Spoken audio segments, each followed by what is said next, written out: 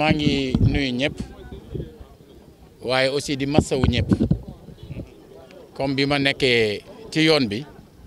defe naa am na ñu ma jot a waxal ci téléphone ci loolu rek laay jaaraat mooy su mbir xewee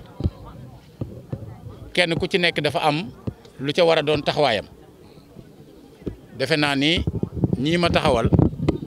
xam nañ ne lu mel ni njëkkul tey ndax 2014 amoon na dafa fekk bi muy am 2014 jógewul woon ci Descos bi mu amee man mi maa ko arrêté woon woo leen ñu am jataay waxtaanu dëgg ca laa leen waxe woon ne barab bii ngeen nekk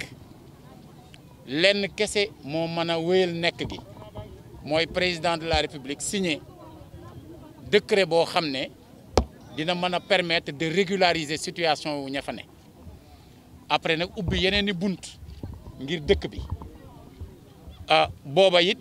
lañ ca tàmbalee dox ñeneen di ci dox ñu dul man ba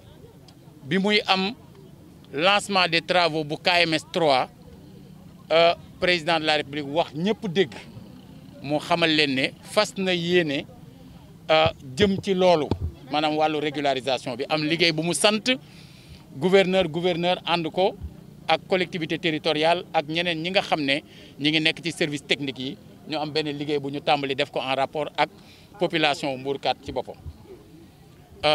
kon lu mel ni su amee ma yëg ko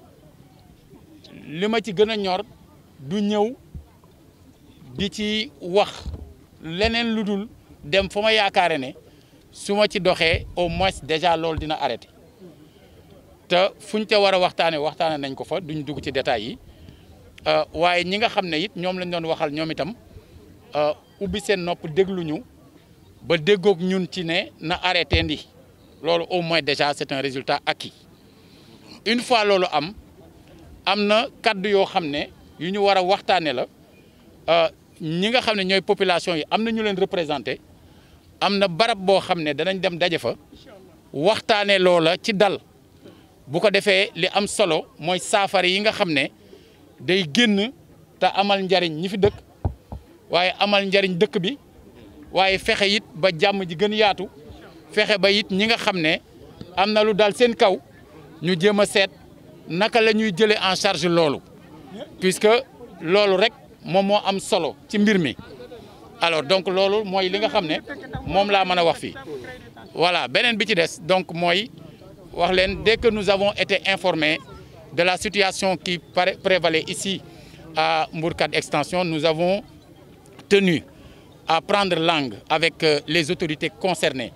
qui pouvaient elles-mêmes prendre des initiatives et poser des actes concrets allant dans le sens de stabiliser les choses, de calmer les choses et d'ouvrir des perspectives d'échange, de dialogue pour permettre véritablement à ce qu'il y ait des solutions de fond et durables. Nous avons donc prévu